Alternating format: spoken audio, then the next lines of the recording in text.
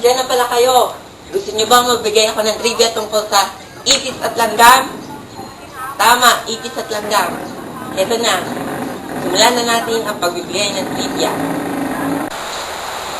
At ngayon, nandito tayo sa isang net na nakadibrot para makita ang mga langgam. At nandito sila. Alam niyo ba na ang scientific name na langgam ay Formicarupa? At ang mga langgam ay kumakain ng halaman at karne, tulad nating mga tao.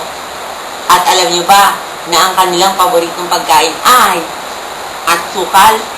Asukal na iniwan ko dito kaya nakakita tayo ng langgam. Dali kayo, tingnan nyo ang mga langgam.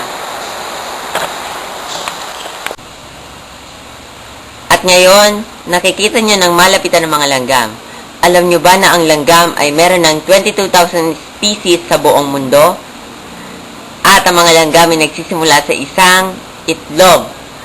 Tulad ng butterfly, sila din ay dumadaan sa isang complete metamorphosis na kung saan doon nadidevelop at nagiging isang langgam. Ang mga langgam ay dumidepensa sa kanilang mga kalaban sa magitan ng pagkagat at pang-sting. At dun sa pang-sting nila, naglalabas sila ng formic acid. Andito ako ngayon para manghuli ng ipis. At ito, nakahuli na ako ng isang ipis.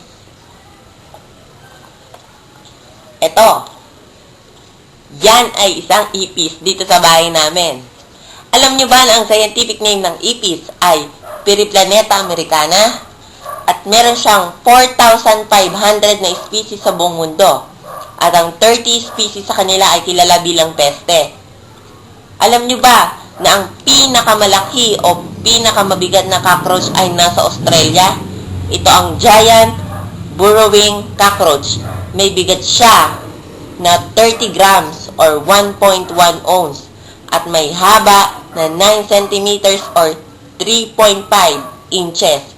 Imagine, ganyan siyang kahaba. Makakita kayo ng ipis na ganyang kahaba? Nakakatakot, di ba?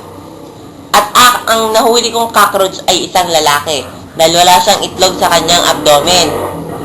Alam niyo ba na ang cockroach ay gumagamit ng pheromones para mang-attract ng kanilang mates? Tama, ang mga babaeng cockroach ang gumagamit ng pheromones. At ang ipis, kaya nilang mabuhay ng isang buwan kahit walang pagkain. Walang kainan yon, isang buwan. Imagine, kaya ba natin yon? Hindi.